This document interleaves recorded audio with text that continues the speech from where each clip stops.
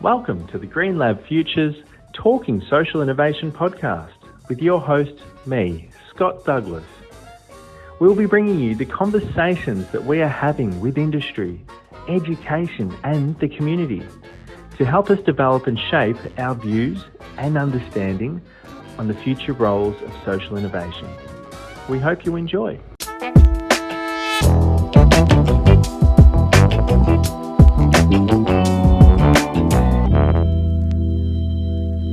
Okay, so welcome back to our one-on-one chats. Here we are with Steve Graham from STCK.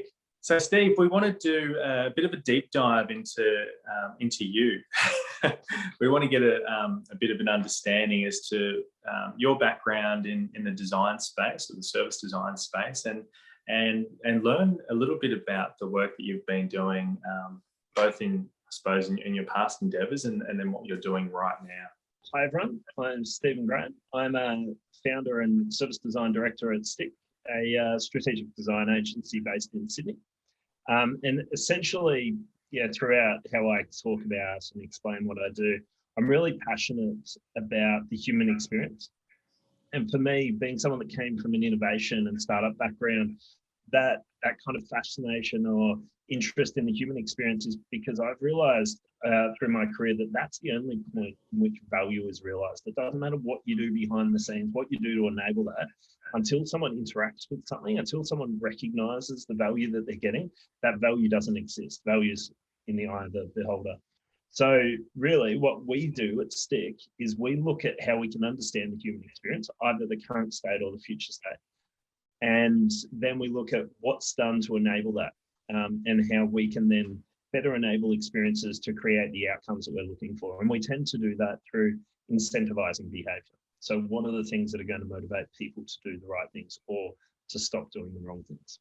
So I think, Scott, you asked me to talk a little bit about myself, my background. So I guess that's what I'm doing today. And we work with a really wide range of organizations from all levels of government through to a range of different private organizations.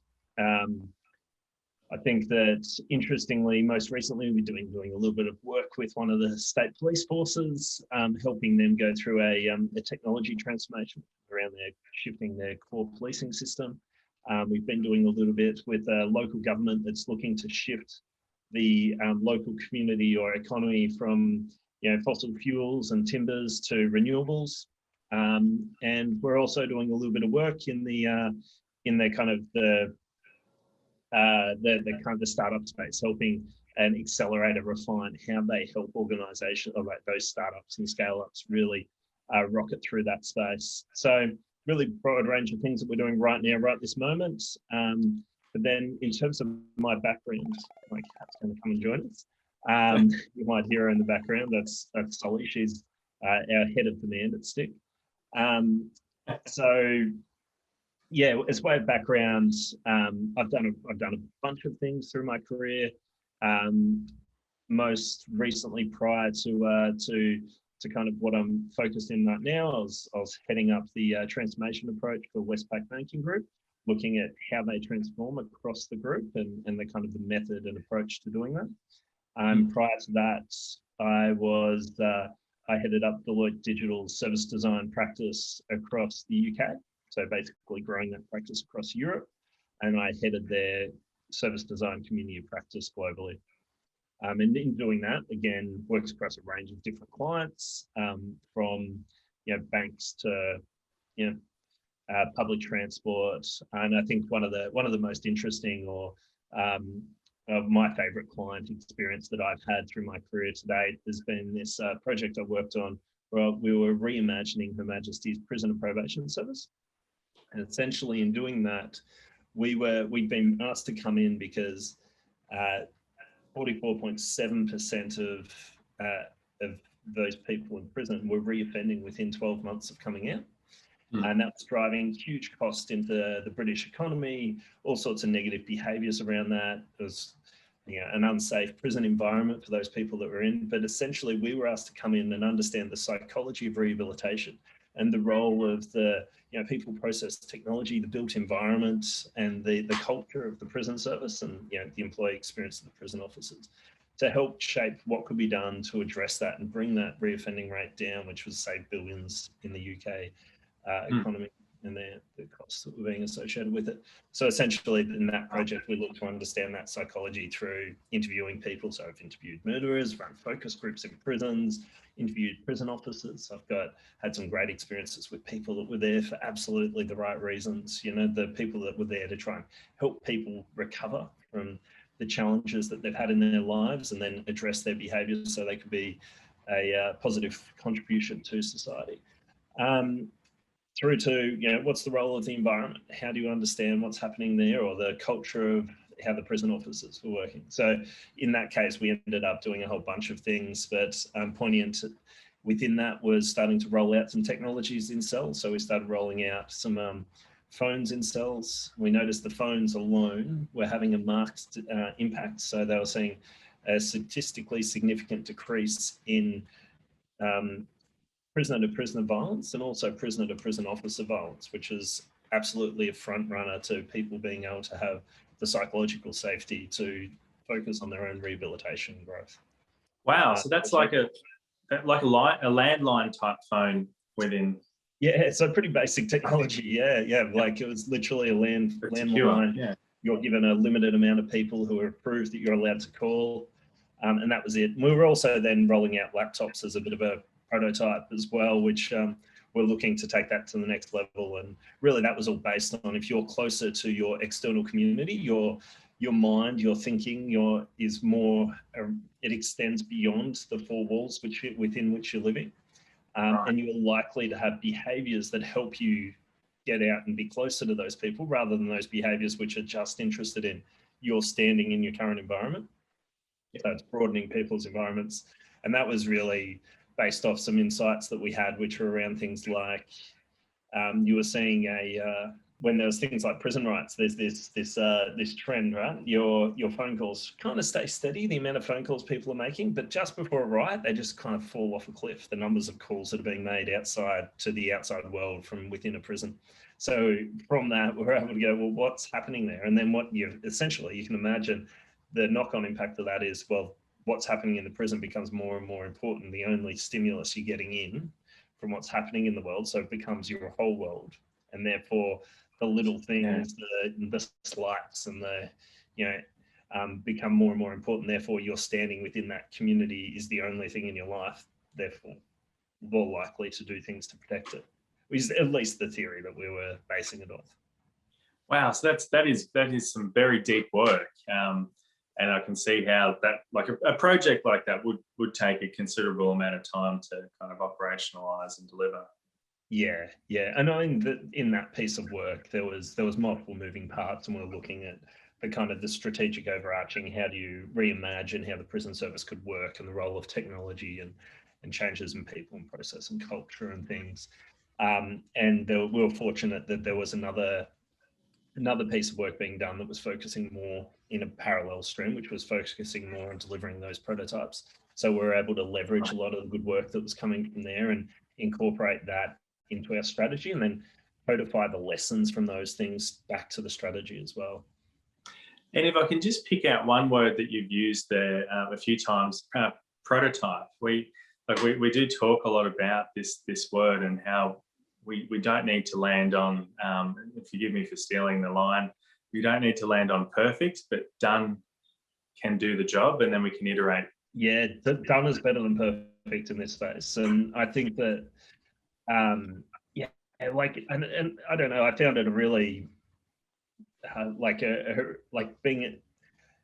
found that prior to understanding that, this idea in this world of prototyping and fast iteration and learning, like this idea that everything has to be perfect before you can ship it, before you can get it out to the world, was a really limiting belief. And I think that if you kind of unleash yourself from that and go, well, actually, what I need to do is I need to create something. What's the smallest thing that I can create to test my thinking and understanding, is a really good and fast way to go. Well, actually, depending on your level of certainty, you shouldn't invest too much in the building. You should be going, well, how can I test my understanding and learn quickly and then iterate and pivot? And that's the kind of the core premise of a prototyping approach. My cat is really getting right into it. She is. Wants to be a part of everything. So I think if you think about that in the work that you're going to be doing through this project, through this experience, what you want to do is you want to kind of do research to understand where you should be. What are the things that you're valuing? How are we going to address those? And once you've got some ideas and some ways, as quickly as you can, start prototyping, testing, and learning about those. So if you've got a concept that you want to kind of see if it's a good idea, like you might say, can we role play that within our group, within the people we're working with, and just go, did that make sense? What worked, what didn't, what would we change? And that's a really low fidelity prototype. And as you learn more and you get more confident, you want to step up the fidelity of that prototype. So you might then go, actually, it's a digital thing. You know, we build like an app. Well, actually, let's not build an app. Let's just sketch what a couple of the screens might look like in really plain detail. And let's kind of test those. Let's have a conversation just pointing at this to a few people. And then you might move up towards a working clickable prototype. And then you might actually be working code before you get to something you release. And each time as you do that, you learn more and you refine your idea. And the great thing about doing that is it takes less effort to get to a prototype than it does the real thing. And the other side of that is when you test something in a lower fidelity, it's easier for people to use to test the concept rather than the detail of your design. Because if you bring up a fully fledged, high fidelity looking prototype, people will go, well, that's not the right blue, or that's not, that color makes me think of this. Whereas if you have something that's really light touch, black and white, or it's a conversation, people go, oh, well, if you're thinking about this, this is what's important to me. So you're testing concept rather than detail of interaction. And you've got to decide what you want to test at the right time and then prototype according to that. And I like that that point of low fidelity up to high fidelity, so that you can start with it can be a simple prototype, like you said, as a role play, or even just I suppose a line of questioning to test user functionality and so forth. When we talk about problems like food waste,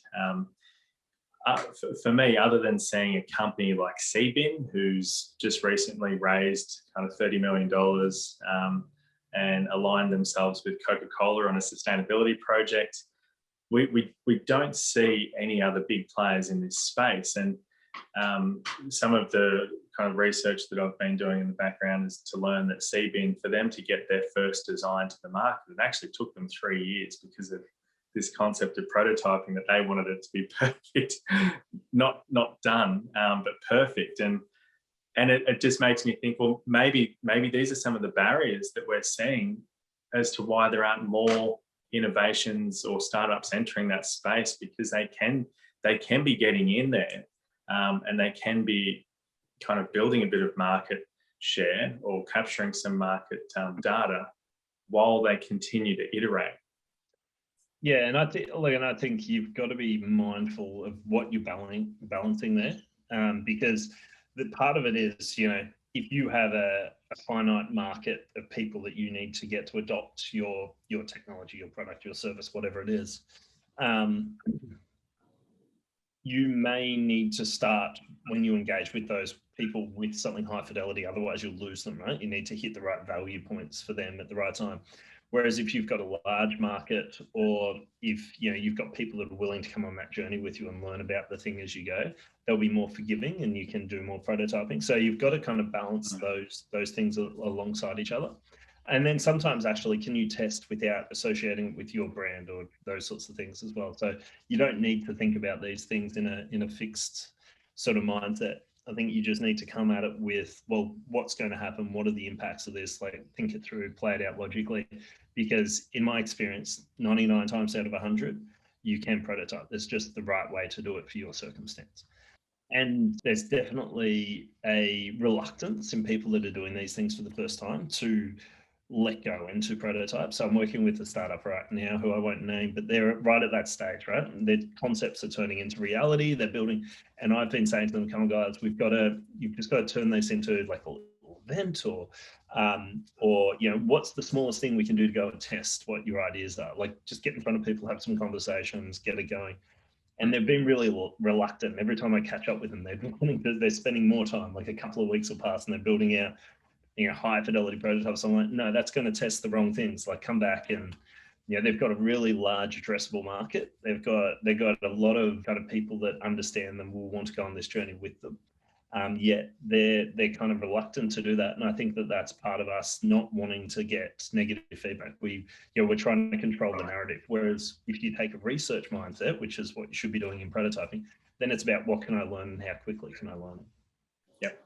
So as you get into that stage, just go, what's the smallest thing we can do to learn, rather than what's the best value for this? Because you need to separate those two, because you're not selling a prototype. Absolutely. And all right, this is a question that's going to be a little off track, but chicken or the egg, research or prototype? Well, I have a pretty clear basis for thinking about this. So I tend to talk to our clients about a continuum of certainty. So if you think about at one end of the continuum, I've got no idea.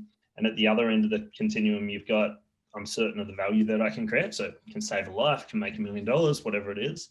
And you kind of think about where you are on that continuum. And if you've got real certainty that you can create value, well, you shouldn't be wasting time doing research and understanding how people feel about something. You should go and deliver the thing and extract that value, create that value for the people that are involved, those users.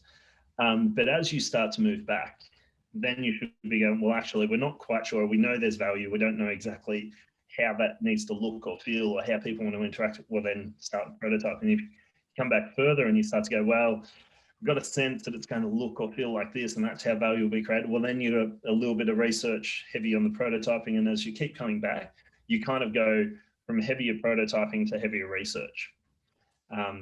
And that's not to say that once you've done the research and you've got through that you don't then do prototyping. It's just to say start with heavy research versus start with heavy prototyping, or straight into delivery. Like, you wouldn't prototype a house, right? Like, if you want to build a house to live in a basic home, you go, well, we know how to build homes, so we know the technology works, we know the value that's being created, we know what people are willing to pay. Yeah, there's what it looks like.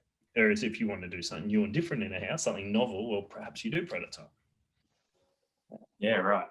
And so you were just giving us a bit of insight into some of the work you are doing at the moment. So you mentioned that you've been working with some a startup, or mentoring some startups. You've been doing some government work. What's the type of say work that you're doing there? And when you don't have to go into specifics, but the application of your craft, if you're able to just run through that for us. That's the big question. I don't know if you meant it to be, but I guess at the heart of what we do, we're helping solve complex problems. So our craft can and is applied to different problems in different ways. And that depends on the context of the challenge that we're coming in to help address.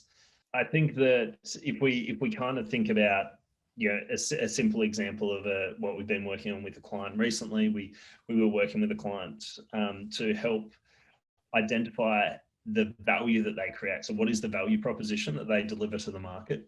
How do people perceive that? And what are the roles that the different people within their organization play to deliver on that value? And how does that look? So in that piece, we started with research, started with building that understanding, and then we started saying, well, actually, how do we address that? Have we understood this? We validate it with the people involved, and then we look to then create ideas and ideate and co-design what possible solutions could look like. So we went through a process of ideation with various people across both the client we're working with and some of their key stakeholders and users to really quickly get to here's some ways that you could also improve and build on the value that you're currently delivering. So it was taking that value proposition and refinement and evolving it a little as we went. So then we kind of reframed that to here's how you could communicate the value that you're delivering, and here's how you could use that to engage with your addressable market. And so I suppose that the type of work that you're doing in that space, you're seeing a lot of, well, not a lot of clients, but the types of clients that you're working with, they're not looking at these kind of, I suppose, these big waste problems just yet. But when we look at some of the services that you're supporting them to reimagine or redesign, it's very much kind of like the two do come together. And absolutely, yeah. So I think if you think about, you know, this space that we're talking about at the moment, so how we can deal and manage and do different and creative things with waste, or to improve our situation with waste. Where we come into that would be, while we're not domain experts that are kind of spend our career in that space, what we do have and what we do bring is an ability to look into a problem space, understand that, and apply different tools and techniques and methods to taking you through that kind of understanding of the problem space, to developing the solution space, to looking at how you scale that to kind of bring that value to the world. So we tend to work through those three domains, or those three areas. And the help that we can bring the people that are involved in this process is, if you're struggling to go, well, actually, we're struggling to understand what we should do in the problem space, and we've done a bunch of things and we're unclear, well, we can come in and go, well, perhaps you'd like to think about applying these techniques to help you through that process. So rather than coming in and telling you the answer, we guide you through a process to arrive at a reframing of the problem that leads you to the thing you should focus on. And then in the solution space, we'd help kind of take you through processes that help you ideate possible ways to deliver against that value you've identified in the problem space, or ways to prototype and iterate what you've got to something that does deliver on the value you've identified, through to how would you scale what you've got. So how would you take what you've got and scale that into a business that drives a return on the investment that you and your team have made, but also in a way that, you know, is a return on the investment for the world. So what's the greater good that we can deliver to this, and how is that recognized, and how do we bring people on the journey? Because no small part of this is, you know, engaging and driving adoption that's beyond our front door.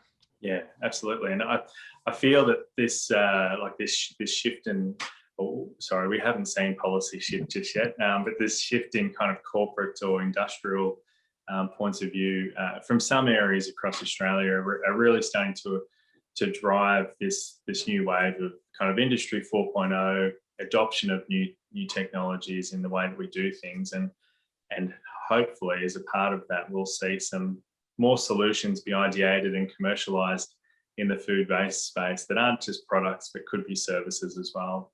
And I think, you know, there's an important thing to think about there as well, as, you know, we talk a lot about products, and you know, people talk about building, you know, products and delivering them and selling them and those sorts of things. But most things in society today, even if there's a product at the core, they've got a service wrapper. You need to think about, well, actually, how do we service those things, especially in this space where we're talking about, you know, things that are, you know, have a life cycle that extends beyond one use, right? Like, how do you continue that thing to work? How do you ensure that is a living service that continues to deliver value? Yeah, rather than just thinking about it as a point in time moment, something sold and bought and used and thrown out, which is the opposite of what we're talking about here. No, but I think it's a really good point of reference, because that is often the conversation when you say, here's a product, this gets you from here to here, and a service might be something that gets you from here to here, but the product is also embedded within that service framework. And I feel that this will be a conversation that will be had hopefully across a much wider community in the coming years, because the more we start to frame what we're doing with that complete kind of experience, then we actually get to see that start to finish, not just bits of it. And I know, so some of the work that's happening in the food waste space right now, we're seeing some really innovative products be designed, but the implementation of the entire service that delivers that product, like a new FOGO food recycling system for commercial entities in regional councils, for instance, like it makes so much sense that the actual service design and delivery is where, I suppose, that's at the heart of the delivery of that project. Well, I agree completely. I think that, you know, when you think of a product and getting that product to be used and how that product connects to the broader ecosystem that it operates within. You really want to go, well, actually, what behavior change do we need for that to be effective as it's adopted? And what are the knock-on changes or effects that that's going to have in the ecosystem? And if we understand those things, if we map them out, what we can do is we can determine where can we apply a small amount of pressure or effort to drive the most value across that ecosystem, and inherently for the product or service that we're looking to promote or drive adoption of. Awesome. So we might finish it there for today, Steve. Thank you very much for your time. I really appreciate you giving us a real deep dive into your background, into the service design space and the human-centered design that you've talked about. I'm sure a lot of our listeners will be listening in thinking, wow, that sounds bloody interesting. How do I get into it? So again, thank you very much, Steve. I'll put your details in the video below so that people can reach out if that's all right. Yeah, of course. Connect on LinkedIn and begin the conversation. If you do, just let me know where you've come from, because I have a basic rule when it comes to connecting on LinkedIn, which is unless I've met you, and let's call this a meeting, then I don't tend to connect. But the exception does apply for those people that have listened to me speak or have met that way. As long as we have a conversation, I'm always happy to connect. Awesome. Well, thank you very much for your time again, Steve. Great. Thanks, Scott. It was fun. Cheers. Thank you. Bye now.